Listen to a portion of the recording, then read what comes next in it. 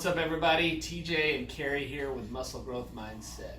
We're going to talk to you today about something that can positively influence things such as aging, obesity, blood sugar, diabetes, your bones, your skin, heart disease, and even cancer. So this is a pretty awesome topic, and obviously, hopefully that's got your curiosity up. What can I do to help these things? So what's the answer? Polyphenols. Polyphenols. Carrie loves this topic. He's been obsessed with polyphenols. And really everybody should. Polyphenols are antioxidants and anti-inflammatories, right? Yep. Okay, so what's polyphenol mean? It means multiple phenolic rings. And the phenolic rings is just a chemical structure. Won't complicate it too much.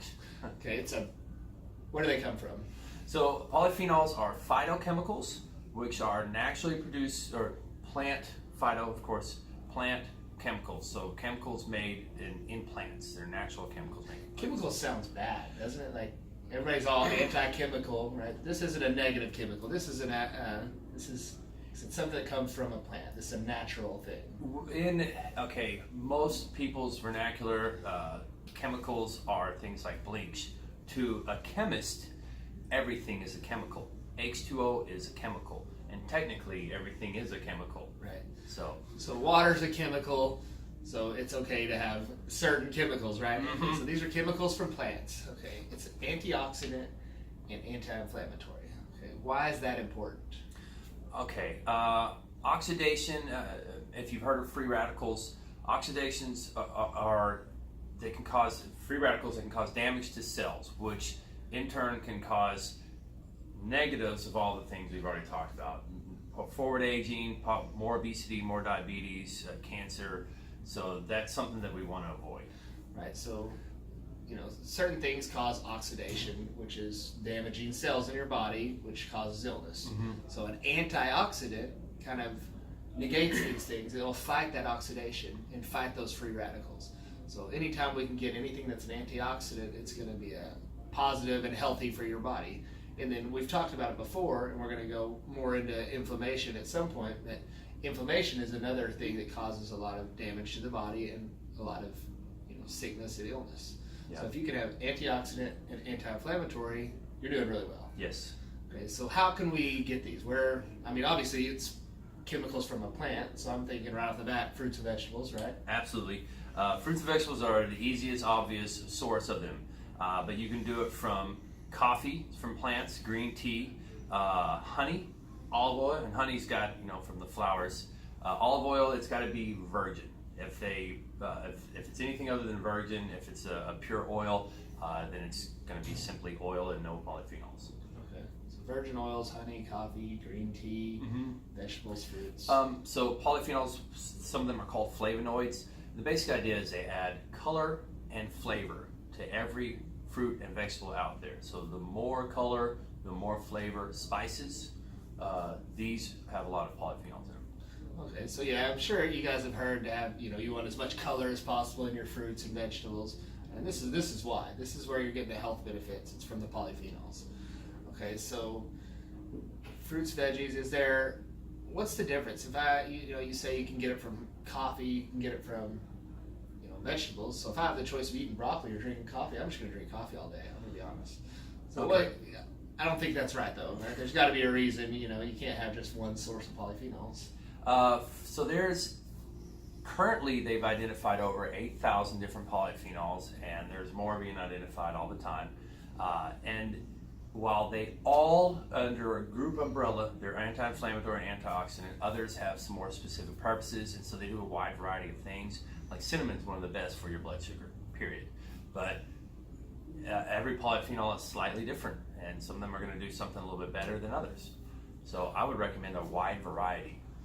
Right, they don't even know all the benefits from these yet. Oh, they don't. There's a lot that are known, like cinnamon obviously affects blood sugar in a good way. Yes.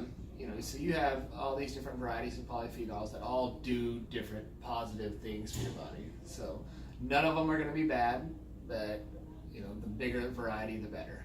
Yeah, I say none of them are going to be bad. Obviously, the polyphenols from coffee are going to be good, but you're better off just having a cup of coffee rather than 8 or 9 cups of coffee, because with some things there are negatives. Too much coffee is probably not a good thing. There's some negatives to caffeine. That's why they say don't drink energy drinks. It's better to drink coffee because you have polyphenols that negate some of them. There's something called telomeres on the end of your cells. They say the length of them can help determine your age. Caffeine can shorten those. Polyphenols can help elongate them. Okay. So one of the factors in age. Okay, so coffee is good in moderation, and it's better than an energy drink. So if you're going to drink a Monster, you're better off drinking a cup of coffee, but not 8 cups of coffee. Yes. Okay, so what about supplementation? Okay. There's some other ways to get polyphenols other than from these sources you just listed. Yes. So there's some that I like. Now, curcumin is one that's very popular, very well known. Cinnamon's another. More recently, they've had green tea polyphenols because it's a lot easier than saying supplementing with epogallocatechin. They also have grapeseed extract, better than saying resveratrol. So they have instead of putting the scientific name on there, they say the fruit that it's from or whatever it's from. Yeah, those are the 4 most common ones that I know of. Okay, so if you're not getting enough in your fruits and veggies, then you can supplement with these things, and you can do some research and find out. Just research polyphenols and polyphenol supplements, and I'm sure you just Google it, you're going to get a long enough list. So what would be negatives here? It seems like there's always a negative, right? Or not necessarily a negative, but there's just a flip side of the coin. Absolutely. So with polyphenols, and the reason he says I go overboard on it because I do a lot of research. The reason I go overboard is because the negatives are in this hand, the positives are up here. If I'm going to balance them, they're way better. But there are some negatives. If you have a lot of polyphenols running in your system, they draw iron to them, and they'll take it out of your system, so you can be in an iron deficit state. So I would say it's recommending, if you're supplementing with a lot of polyphenols, take an iron supplement.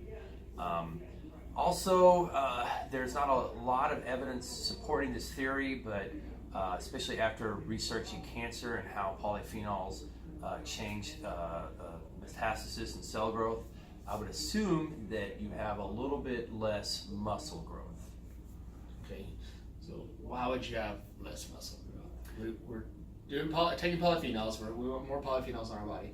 They're an anti-inflammatory, and inflammation is necessary for muscle growth. Absolutely. That's part of working out. You tear your muscles down, they get inflamed, they grow. So these have anti-inflammatory properties, so it's going to negate some of that inflammation. Yep. And muscle growth is a part of a process called cell proliferation, which includes growing cancer and aging, and polyphenols reduce that. It would make sense it would probably reduce a little bit of muscle growth. Okay. By saying this, we're not saying don't take in polyphenols, don't eat fruits and vegetables, because like you were saying, the positive versus negatives, the positives outweigh the negatives. So yeah, maybe it impedes muscle growth a little bit. So maybe instead of on a scale of 1 to 10 putting on the most muscle, you're going to put on 9.5. So you're still going to put on muscle working out, especially if you're not natural. If you're steroid user, things like that, and you don't have to worry about it. You're going to be putting on plenty of muscle. This isn't going to really negate any effects. Do you have any evidence you've seen that if you've seen other enhanced lifters that believes that supporting evidence that says that if you don't take polyphenols, you'll age faster and suffer health benefits, health negatives? Absolutely. I think the anti-aging effects of this stuff is as much as anything. So polyphenols are great for that.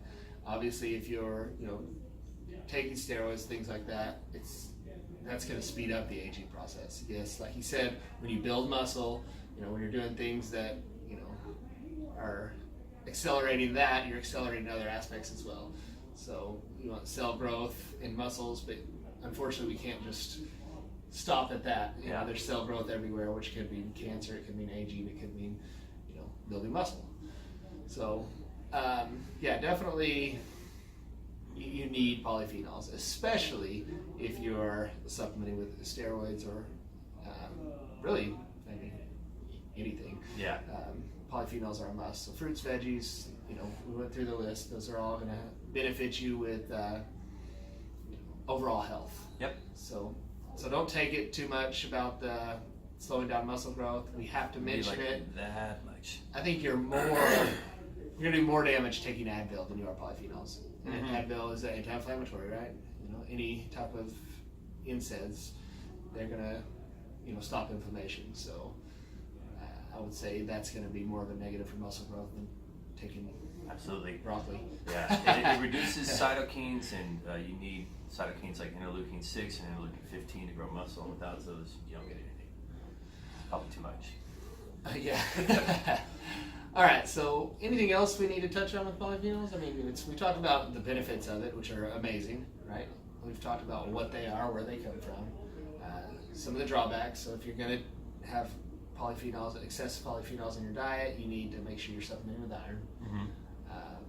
What else do we need to know about polyphenols? If you're not convinced, I want to show you some of the research materials I have. I spent $350 on these 2 giant volumes full of articles from different authors where they have conducted scientific experiments on polyphenols and charted the results.